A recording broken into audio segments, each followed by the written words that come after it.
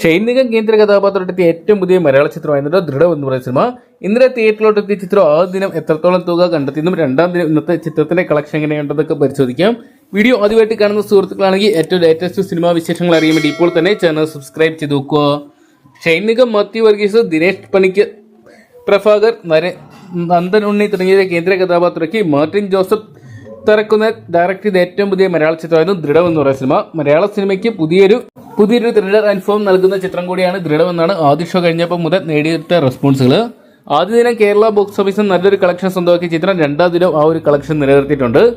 ആദ്യ ദിനം ചിത്രത്തിന് കേരള ബോക്സ് ഓഫീസിന് ഏകദേശം 65 ലക്ഷം രൂപയോളം സ്വന്തമാക്കാൻ സാധിച്ചപ്പോൾ രണ്ടാം ദിനമായിട്ടുള്ള ശനിയാഴ്ച ദിവസത്തെ ട്രാക്കിംഗ് കളക്ഷൻ റിപ്പോർട്ടുകൾ പുറത്തുവരുമ്പോൾ ചിത്രം ഏകദേശം 50 മുതൽ 60 ലക്ഷം രൂപയോളം കണ്ടെത്തിയെന്നാണ് പുറത്തുവരുന്ന റിപ്പോർട്ടുകൾ സൂചിപ്പിക്കുന്നത്. എന്തൊക്കെയാണ് ചിത്രത്തിന് രണ്ടാം ദിവസം അത്യാവശ്യം ഭേദപ്പെട്ട ഒരു കളക്ഷൻ സ്വന്തമാക്കിയപ്പോൾ 2 ദിവസം കൊണ്ട് ചിത്രം കേരള ബോക്സ് ഓഫീസിനായിട്ട് ഏകദേശം 1,20 ലക്ഷത്തിനടുത്തുള്ള തുക കണ്ടെത്താൻ സാധിച്ചിട്ടുണ്ട്. എന്തൊക്കെയാണ് ഇനി ഞായറാഴ്ചയാണ് ചിത്രത്തിനായിട്ട് സിനിമാ പ്രേമികൾ ഉറ്റുനോക്കുന്നത്.